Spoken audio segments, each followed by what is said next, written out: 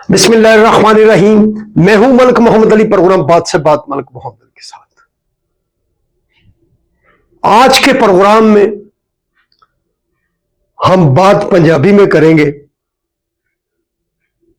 क्योंकि भारतीय वजीर खारजा ने कुछ पाकिस्तान के मुतालिक बात ही ऐसी की है, तो दिल कर रहा था कि कौमी जबान से हटकर जरा पंजाबी जबान चो तुना,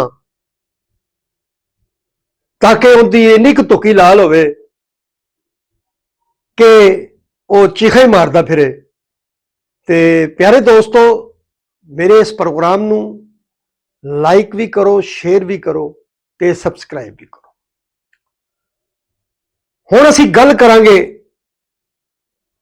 भारती वजीर खारजा है जिहड़ा जयशंकर सिपी दे मूंह वाला, वो गल करता है पाकिस्तान दे मुतालिक बहुत ही गंदी। अगर देखा जाए इस जयशंकर का जिहड़ा माजी है, ये वैसे ही इहदा जिहड़ा खानदान सी, इहदा जिहड़ा बाप सी, वो सफारतकारी करता सी। ते इहनूं पुछया जाए क्या इहदा वालिद भी फिर उहिओ काम करता सी जिहड़ा यह भी कर रहा है। यूक्रेन के अंदर जिहड़ी जंग सी ते उदों ये काम नहीं कर रहा सी जिहड़ा पाकिस्तान नूं गालां कढदा है। ये गालां इस वास्ते कढ रहा है कि ये पागल हो गया है। ये मोदी का 4-5 का टोला है जिहड़ा भारत नूं उस पासे ले जा रहा है कि भारत दीआं आने वाली नस्लां भी याद रखणगियां मोदी, जयशंकर, अमित शाह ते ये जिहड़े बंदे ने ना, जिन्हां ने भारत नूं बड़ा महान बनाने की कोशिश की सी, लेकिन भारत नूं पूरी दुनिया विच ਉਹ लित्र पै रहे ने जिहड़ा लित्र मई 2025 च पाकिस्तानी फौज के जवानों ने ते जनरल आसम मुनीर की क्यादत इन्हां नूं लित्र मारे ते इन्हां दा जिहड़ा हशर कीता वो पूरी दुनिया ने वेख्या। पूरी दुनिया च ये इंडिया की तोए तोए हो गई। किसी मुल्क च जाके मूँह विखाण जोगे नहीं रहे।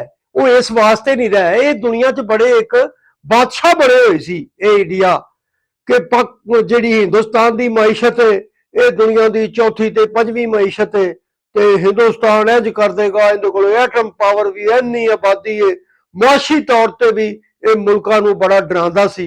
लेकिन पाकिस्तान ने जिहड़ा फिर मई 2025 च हशर किया, जिहड़े इन्हां दे कन्न फड़ाए, और सिर्फ 4 घंटियां की लड़ाई च इन्हां दी ओह तुकी लाल की, ਉਹ मिर्चां तुनियां इन्हां दे उत्थे कि अज भी वो मिर्चां की जिहड़ी धूड़ी इन्हां नूं लगी हुई है।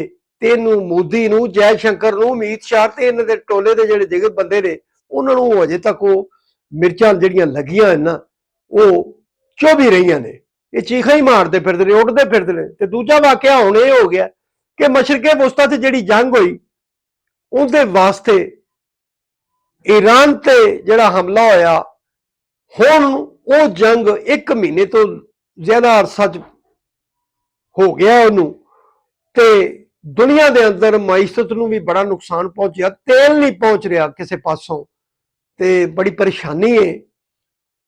पाकिस्तान उस खिते च मौजूद है, पाकिस्तान का वो किरदार है कि पाकिस्तान का इस टाइम अमरीका भी दोस्त, ईरान ते इस्लामी मुल्क भी पाकिस्तान के दोस्त ने, ते वो दोस्तों की एक महफल ने। बाकी इस्लामी मुल्क सी जिहड़े तुर्की, मिस्र, सऊदी अरब मौजूद है, दीगर मुल्क जिहड़े ने उन्होंने भी अंदर खाते फैसला किया कि यार ये जंग किसी होर दी है कि इहदे विच ना पवो। बहरहाल इहदे विच सारा किरदार पाकिस्तान ने बड़ा खूबसूरती नाल निभाया है वो किरदार। ते अज अमरीका भी उहदे किरदार का मोतरफ है, ईरान भी जिहड़ा है वो भी मोतरफ है। लेकिन उन्होंने वड्डियां ने यह फैसला किया कि चलो यार एक जंग मुकाने वास्ते पाकिस्तान कोई किरदार अदा करे, तो पाकिस्तान इहदे विच विचाले आके कोई किरदार अदा कर रहा है ताकि ये जंग जिहड़ी बंद होवे, दुनिया समझ जाए, कोई ये तीजी जंग का कोई ਪੇਸ਼ਖੈਮਾ ਹੀ ਨਾ ਬਣ ਜਾਵੇ ਕਿ ਦੁਨੀਆ ਭਸਮ ਹੀ ਹੋ ਕੇ ਰਹਿ ਜਾਵੇ। ਇਹ ਜਦੋਂ ਸਫਾਰਤਕਾਰੀ ਹੋ ਰਹੀ, ਪੂਰੀ ਦੁਨੀਆ ਦੀਆਂ ਨਜ਼ਰਾਂ ਜਿਹੜੀਆਂ ਨੇ ਉਹ ਪਾਕਿਸਤਾਨ ਵਿੱਚ ਪਹੁੰਚ ਗਈਆਂ ਤੇ ਇਹਨੂੰ ਜੈ ਸ਼ੰਕਰ ਤੇ ਮੋਦੀ ਨੂੰ ਉਦੋਂ ਥੱਲੋਂ ਤੋਂ ਲੱਗ ਕੇ ਉੱਤੋਂ ਤੱਕ ਉਦੋਂ ਅੱਗ ਲੱਗੀ ਜਦੋਂ ਇਹ ਗੱਲ ਸਾਹਮਣੇ ਆਈ ਕਿ ਮੁਜ਼ਾਕਰਾਤ ਜਿਹੜੇ ਨੇ, ਜਿਹੜਾ ਇਕੱਠ ਹੋ ਰਿਹਾ ਹੈ ਇਹ ਜੰਗ ਰੋਕਣ ਵਾਸਤੇ, ਉਹ ਇਸਲਾਮਾਬਾਦ 'ਚ ਹੋ ਰਿਹਾ।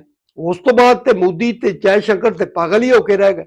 ਔਰ ਜੈ ਸ਼ੰਕਰ ਨੇ ਪਾਕਿਸਤਾਨ ਦੇ ਬਾਰੇ ਇੱਕ ਬੜੀ ਘਟੀਆ ਗੱਲ ਕੀਤੀ, ਬਹੁਤ ਘਟੀਆ ਜਿਹੜੀ ਗੱਲ ਕੀਤੀ। ਉਹ ਪਾਕਿਸਤਾਨ 'ਚ ਤਾਂ ਉਹਦੀ ਮੁਖਾਲਫਤ ਹੋਣੀ ਹੋਣੀ ਸੀ, ਲੇਕਿਨ ਅਸਲ ਜਿਹੜੀ ਮੁਖਾਲਫਤ ਸੀ ਉਹਦੀ ਇੰਡੀਆ ਦੇ ਵਿੱਚੋਂ ਹੀ ਸ਼ੁਰੂ ਹੋ ਗਏ।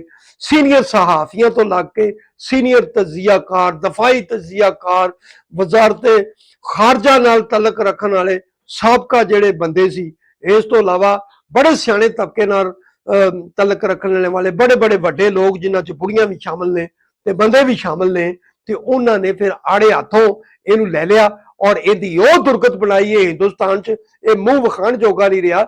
ਜਗ੍ਹਾ ਜਗ੍ਹਾ ਤੇ ਟੈਲੀਵਿਜ਼ਨਾਂ ਤੇ ਅਖਬਾਰਾਂ ਦੇ ਵਿੱਚ, ਪਬਲਿਕ ਦੇ ਵਿੱਚ ਇਹ ਜੈ ਸ਼ੰਕਰ ਨਾਲ ਉਹ ਹਿੰਦੁਸਤਾਨ ਦੇ ਵਿੱਚ ਹੁੰਦੀ ਪਈ ਹੈ ਜਿਹੜਾ ਇਹ ਸੋਚ ਵੀ ਨਹੀਂ ਸਕਦਾ ਸੀ।